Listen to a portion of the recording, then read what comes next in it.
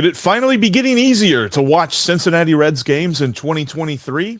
There's a big story in the world of sports broadcasting that may be leading us down that path. We'll explain on today's Locked On Reds. You are Locked On Reds, your daily Cincinnati Reds podcast, part of the Locked On Podcast Network, your team every day. You are Locked On Reds. Thanks for making Locked On Reds your first listen of the day. We are part of the Locked On Podcast Network, and we're free and available on all podcasting platforms. I'm your host, Stephen Offenbaker, alongside Jeff Carr, and we have a passion for baseball. We have a passion for the Cincinnati Reds, and Jeff and I have both taken that passion and we've turned it into information for you. On today's podcast, we're going to be talking about a story I'm sure you've heard about by now, and we're going to pass that information on to you and tell you exactly what it means. We're going to be talking about Bally Sports, the regional sports network that carries not only the Reds, but many Major League Baseball games throughout the country. They're filing for bankruptcy, and that means several Major League Baseball teams are going to be short on cash. Help them, they are poor.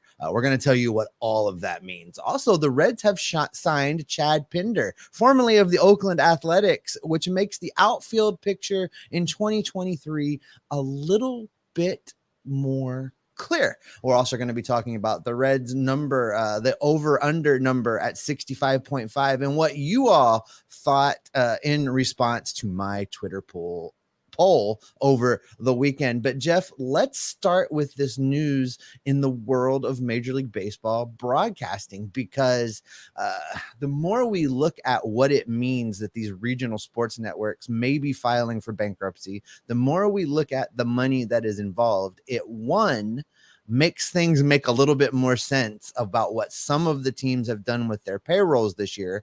And two, gives us a little bit of hope that maybe Major League Baseball will finally address the ease of access issues when it comes to watching your favorite baseball team, depending on what area of the country you live in because of the blackouts. Yes, the operating company for Bally Sports, which is actually, so there's a little bit of financial stuff and some newsy stuff we're going to talk about in here. We're going to talk about Bloomberg. I never thought I'd talk about Bloomberg on Locked On Reds, but here we are. That college is going to pay off today, brother. Exactly. The operating company for Bally Sports is headed for bankruptcy, as reported by Bloomberg News. But the end result of all this may be exactly what all of baseball fans are looking for. But let's start with the facts, Steve, because this is one of those stories where we're going to kind of tell you where the story is going to take us, but we need to know where the story is right now, because according to Bloomberg, Sinclair's subsidiary, Diamond Sports Group, which is the management company for Bally Sports, quote, will probably skip a mid-February $140 million interest-only payment that services around $8.6 billion in debt as it prepares for a Chapter 11 restructuring that will completely roil the $55 billion U.S. sports media business. That's Sinclair's $55 billion company. So this is kind of the essence of this entire story, because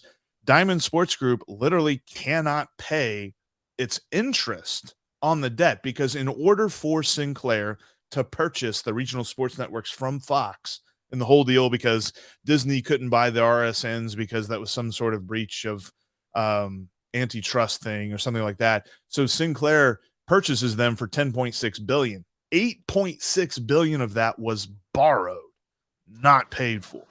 So that's kind of where we are with all of this. And then Diamond Sports Group was sitting on approximately $585 million in cash, so they could have paid the interest. The problem with that is they can't pay the team partners around $2 billion this year just to maintain its television rights deals. It's now, really from Bally's side of things, it's really a mess.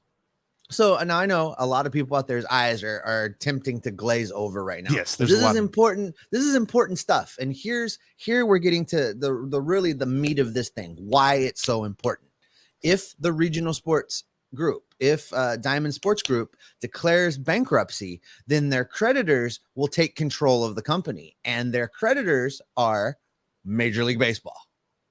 It's and financial institutions like Fidelity and different banks and things like that. So there's going to be this restructuring thing. And according to Bloomberg, their reported plan for the restructuring, Diamond would finish that plan in May or June. And the reason for that is after the NBA playoffs, as there are a number of NBA teams that they broadcast for that, they're expected to be in the playoffs, the Cavaliers, the Pelicans, things like that. So they would wait until after that happens. So you say this and you say all of these numbers and you say, oh, restructuring, big words about corporate business that most of us are just like, oh boy, whatever. Just what's the end game? TV revenue for the Reds could disappear with this. And we talk about this a lot, Steve, is that, we when we complain about the payroll and things like this and how it's so low, we always say, well, they roll out of bed and they make X amount of dollars based on their TV deals. That could completely disappear. It very well could. And I think what this means is they're going to be moving to a model where people are going to just have to subscribe specifically for the baseball. So baseball is not going to be on your cable system, I don't think. I think that they're going to follow the model that's developing out there, whether you're a fan of the National Hockey League, whether you're a fan of the National Football League, whether you follow the NBA. If you follow any of those sports, you know now that all of them are going to streaming. That's what they're doing. They're putting together these streaming packages that make it easy for you to watch the games. I think baseball has finally seen the light, Jeff. I think that Rob Manfred Hates Baseball has finally realized that if he's going to continue to keep the cash cow coming in, if he's going to keep that money flowing, he's going to have to make the sport a little more accessible. And I think this is where we'll finally get rid of the blackouts. I think everybody, whether you live in Cincinnati or if you're in Kona or if you're anywhere in between, you're going to finally be able to just sign up for MLB TV because all of that infrastructure is in place. They have to do zero things to do this today. They just have to flip the switch that controls the blackouts and they can roll with it. I think they can grow their revenue. I imagine the MLB TV will get a little bit more costly. I think it'll cost a little bit more because they're going to have to recover some of the TV deal revenue from that. But I will gladly pay a little bit more to be able to watch them without problems or workarounds when they're playing on the West Coast. Exactly. And that's the good thing about this news, because I left off there with, TV revenue for the Reds could disappear. I think it's just going to change as to how it all happens because Major League Baseball is aware of this problem. In fact, back at the beginning of January, they hired a guy named Billy Chambers to a newly created position called the Executive Vice President of Local Media. They saw what was coming. And in fact, I was reading about this in Forbes as I was trying to understand the story and where it's going. What's the important thing for you and me? Because, all of the numbers and stuff, that doesn't mean anything to me. What does it mean for me as a Reds fan? This is what it means. Major League Baseball is restructuring for a direct to consumer type broadcasting system because Billy Chambers was in charge of sales for the regional sports networks after Sinclair purchased them from Fox. So he knows how to run all of this stuff. And like you mentioned, Major League Baseball already has the infrastructure, the technology. We have the technology to do this. So you just get the guy in place. You watch the different events take place that you need to take place, which according to Bloomberg, it's all but a formality that Bally's going to declare bankruptcy at this point. So then that begins the wheels turning of Reds fans not having to worry about blackouts anymore. The other piece of this that, I said it makes a couple of things make sense. It made what some of the teams have done with payroll this year make sense. If you look at what the Reds cut, it's almost the exact same amount of money that they're losing from this TV deal this year. So, for the Reds, they took a short-term approach to making sure they didn't It's not that they lost money, that they didn't, that they made the amount of money they expected to make this season. They made sure they protected that. The second piece of some of the things Major League Baseball has done that this now makes a lot of sense is over the last couple years, we've seen Major League Baseball work out these quirky deals with streamers to get exclusive content. We've seen Peacock start streaming baseball games with their, early morning Sunday streaming rights. We've seen YouTube television. See that the Reds and Yankees get that this year as well. They do. It's a 5:35 a.m. start time, locally Hawaii time. I think I'm gonna miss that game. But we've seen them put streaming on YouTube television. We've seen them stream on Apple TV Plus, and I think all of that has been an audition, because in conjunction with having the Major League Baseball TV infrastructure, they're still going to need a streamer to produce the broadcast, because Major League Baseball does not produce its own broadcasts. So I think this has been a great big audition process amongst the streamers to see who could put together the best broadcast, who could assemble the best crew, who could deliver the best product, and who got the best ratings. And then that's the streamer they go with to produce all of the broadcasts in order to put them on MLB TV or in conjunction with that streamer to have those broadcasts available. I think they've been playing a long game, which is not something that I really expected from them. And maybe I'm giving, the offices in New York too much credit, but it feels like they've actually had a plan for this for a little while, and they've just been slow rolling it to get to a point now where it might end up actually being a better fan experience at the end of all of it. Dare we give Rob Manfred any credit whatsoever for having a plan? I mean, feel sick now. It surely looks like he did. Yeah, no, I'm kind of with you. But one thing's for sure, with all of this news about Bally Sports and the changing landscape of how we will consume Reds games, I believe that this will end the blackouts for Reds fans, and that is absolutely encouraging news. Like when you hear bankruptcy and you hear Bally Sports, you're just like, oh, that can only mean bad news for the Reds. I think it's actually kind of good news. I think we're going to be moving in the right direction here. I'll say this though. Let's circle back to the roster. Let's circle back to the team as we are fast approaching spring training, because the Reds made another minor league signing that looks like it will address the depth of the outfield in some way. How is the most precarious position group on this team shaping up, you ask? Well, we'll discuss that coming up next. Before we do that, though, I want to give a shout out to today's sponsor, FanDuel. There's only one app you need for the Super Bowl party this year, and that is FanDuel. It's America's #1 sportsbook, and we're really excited about them becoming our new partner here at Locked On, because they are the #1 sportsbook in America, and that's FanDuel. If you are new to FanDuel, that's even better. They have so many great features that make betting on sports fun and easy. Download FanDuel now so you can bet Super Bowl 57 with a no-sweat first bet. Love how that rhymes. You'll get up to $3,000 back in bonus bets if your first bet doesn't win. FanDuel lets you bet on everything from the money line to point spreads to who will score a touchdown. You can literally bet on like how many yards a receiver will have, how many rushing yards a running back or quarterback, Jalen Hurts, will have for the entire game, for the first half, for the second half, all that great stuff. You can break it down very succinctly on the FanDuel app, and the FanDuel Sportsbook app is safe, secure, and super easy to use. Best of all, you can get paid your winnings instantly.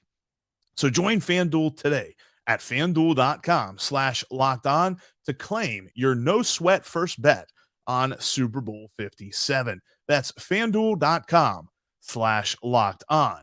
Make every moment more. With FanDuel, they're the official sportsbook sponsor of the NFL. Apparently sportsbook and other S words are hard for me to say back to back. But you know what? Sports betting is now legal in Ohio, and Locked On has the perfect show to help new and seasoned gamblers make a couple of bucks. Download and subscribe to Locked On Bets for daily picks and analysis. You can do that wherever you get your podcasts. And coming up tomorrow here on Locked On Reds, who has the most to prove in spring training? We'll give you our answers.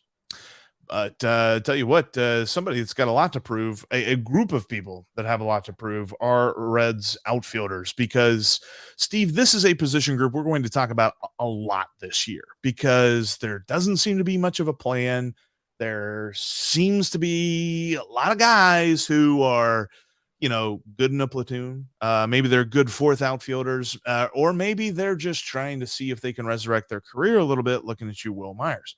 So with all of this, the Reds decided we need more depth, and they signed Chad Pender to a minor league deal with an invite to spring training. Now, there's even some that I've talked to about him that are expecting him to make the opening day roster. Does this really help the outfield, though?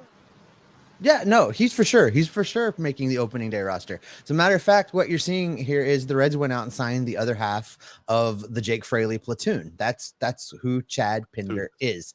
And I know you've got a lot of his stats that you want to cover, so I won't steal your thunder on that. But I will say that, with this signing, I think the outfield is pretty much set. We're going to see Pender and Fraley in one corner. We're going to see Will Myers in the other corner. And then we'll see Nick Senzel and TJ Friedl share duties in center field.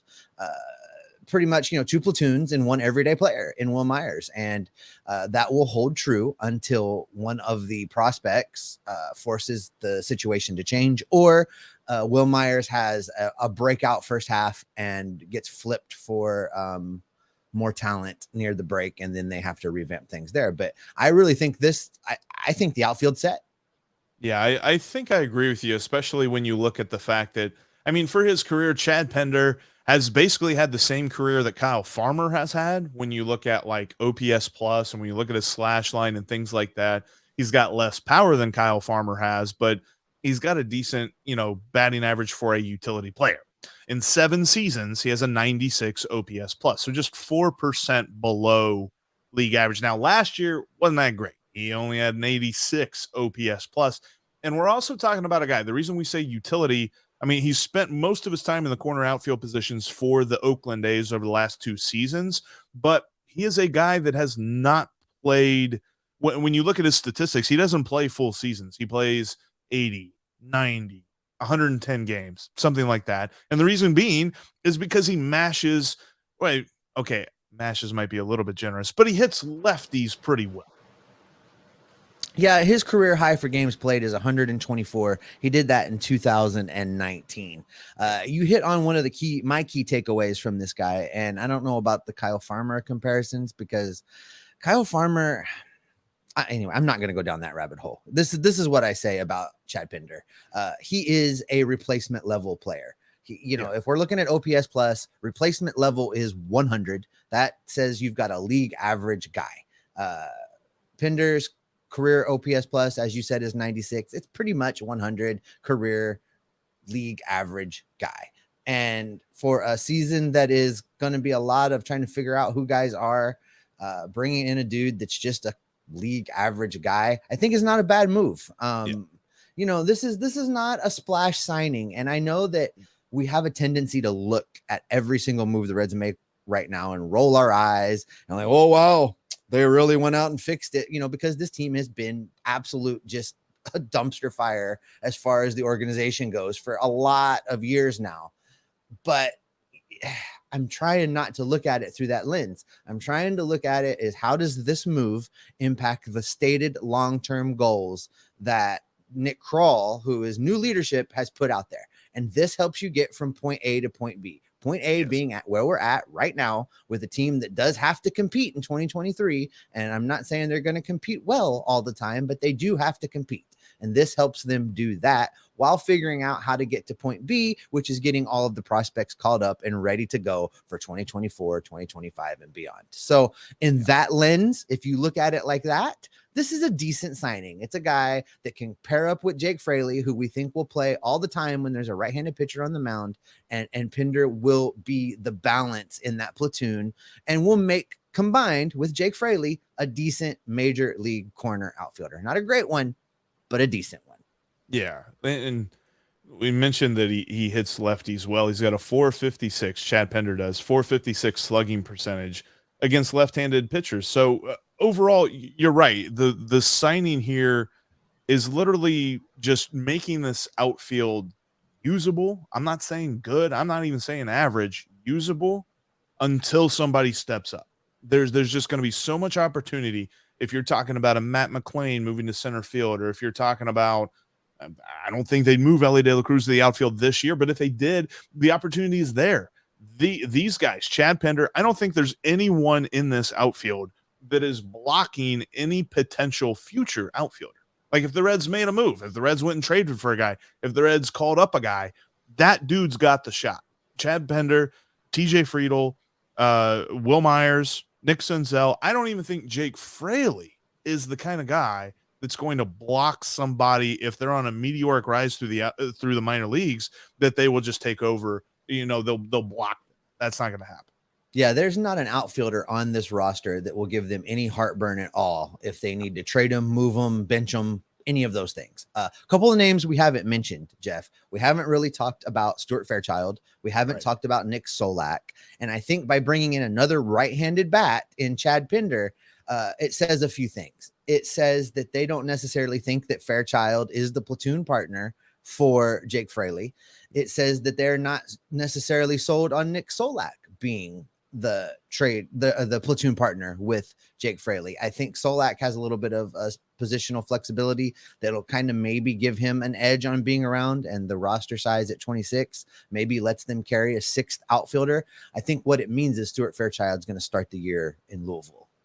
I agree. And I also think, talking about Nick Solak, I think Nick Solak's competition is Alejo Lopez. Like, I think that if Nick Solak makes the roster, Alejo Lopez doesn't, and vice versa. I'm sorry. You need to put some respect on that. That is Reds Caravan headliner, Alejo Lopez. You need to, when you speak his name, you need to give him the reverence that he is. A mouthful. Reds Caravan headliner, Alejo Lopez. Like, can we make an abbreviation? But yes, no. The point of this exercise and the point of talking about Chad Pender and the Reds going out and getting him in the first place is that they understand. Nick Kroll understands. David Bell understands. There's a wellspring of opportunity in this outfield for the entire season. I mean, this outfield's not going to be set for the entire year. I firmly believe that. No, I agree with you 100%. But listen, as fun as this outfield speculation is, we've reached the time of year where there's a lot of speculation about a lot of things, and our friends over at FanDuel are also doing that type of speculating, and that's with the season over-under win totals. You and I missed miserably last year, Jeff, but this year, the over-under for the Cincinnati Reds has been set at 65.5 wins. So if you're going to take the over, they need to win 66 ball games. Jeff and I are going to tell you about our picks coming up right after this.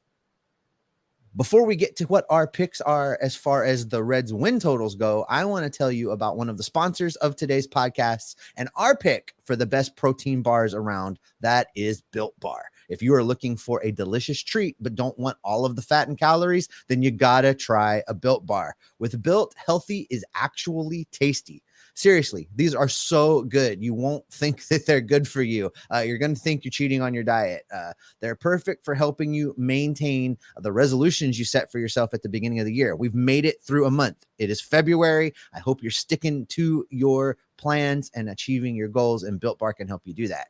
Now, I'm not sure how Built does it, but these bars taste like real candy bars while maintaining amazing statistics. And you know how I feel about the stats around here. I love the stats. What's even better is with all these stats, they're healthy. They're a healthy option for you and your diet. They're only 130 calories. They only have 4 grams of sugar, and they're jam-packed with a whopping 17 grams of protein. And now you don't even need to wait around to get a box in the mail. That's right. I know for years we've been telling you to order all of your Built bars at built.com, but now you can get them at your local Walmart or your local Sam's Club. That's right. Head to your nearest Walmart today, walk to the pharmacy section, and grab yourself a box of Built bars. You can pick up a 4-bar box of cookies and cream, a double chocolate, or coconut puffs. Jeff's drooling right now, guys. I can guarantee it. If you're close to a Sam's Club, run and grab a 13-bar box with the hit flavors, brownie, batter, and churro. Listen, the churro is so good. I order those all the time. Keep them stashed. They are great. Place your order or head to the store. Buy them now. You can thank me later. Get your Built Bar today. You can follow the podcast on all platforms, including right here on YouTube. If you're watching us on YouTube, thank you so much. Make sure you click the subscribe and the notification bell. If this is your first time here, you'll get notified every time we go live. We've got another Aloha Friday Live coming up this week. Those are so much fun. We want you to participate. So click that bell so you know when they are happening. In between shows, you can follow Jeff and I on Twitter as well as the show. You can follow me at S. Offenbaker. That's with 2 F's. You can follow Jeff at Jeff Carr. That is Jeff with 3 F's. And you can follow the show at Locked On Reds. There's no F's in that. All right, Jeff, the over-under. I know you've never met an over you didn't love. The over-under is at 65.5. What are you going to do? Smash it. I'm smashing the over on that. Are you still in this 70? What did you tell me? What did you say? 75 wins? 75 wins. I think, and we'll talk more about this through spring training, but I think that the bottom of the NL Central could be separated by 5 games. I think that you could have a 75 win Reds, a 76 win Pirates, a 77 win Brewers, and a 78 win Cubs. So I put a poll out on Twitter over the weekend, and if you didn't see it, it's still live through Friday. But in this poll, I basically ask all of our friends that follow us on social media to pick the over or the under, and if they care to, let us know why. Currently, with almost 200 votes received so far, 63% of the voters have taken the over. And I want to tell you that to get 60% plus of people to agree to anything on Twitter is usually a big deal. And the fact that 63% of the people are taking the over, quite frankly, surprises me a little bit, Jeff. It feels very optimistic for a Twitter poll. I don't know.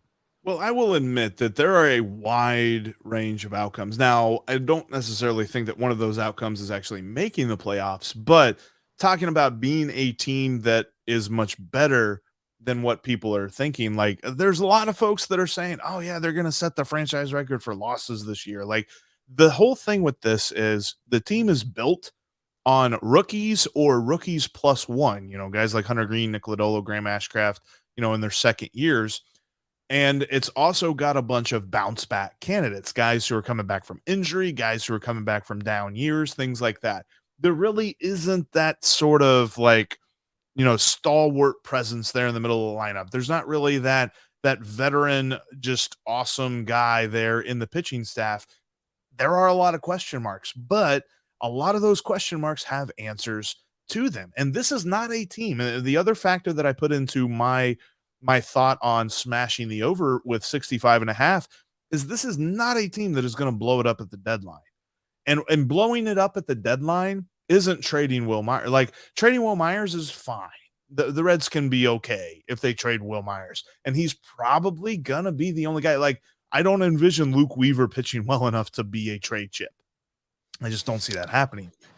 Yeah, but overall, we're not talking about a team that's going to completely flip its record on its head by trading a bunch of dudes at the deadline.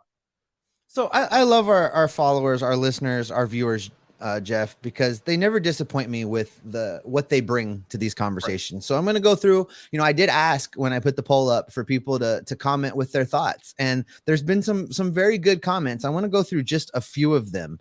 Well, Jimmy Pittman says that his uncle Jeff Carr told him to always take the over. So there's that. I don't know that you influence 60% of the voters that way, Jeff, but that's what Jimmy thinks. Nate Dotson checked in, our buddy Nate, brother of our friend Chad. He says there's only 2 non-COVID seasons since the 1982 debacle where the Reds haven't hit 66 or more. So he likes the odds. He likes the over there. A couple different commenters put in, and so I'll just lump them all together. And this is the point that sways me the most and maybe taking the over again. Many people believe that there is absolutely no way that the Reds replicate their 3-22 start that they had last season. They don't believe that will happen again. And, so even if they just play somewhere around the neighborhood of 500 ball, they would improve their win total enough from last year to this year to actually hit the over in this particular set of circumstances.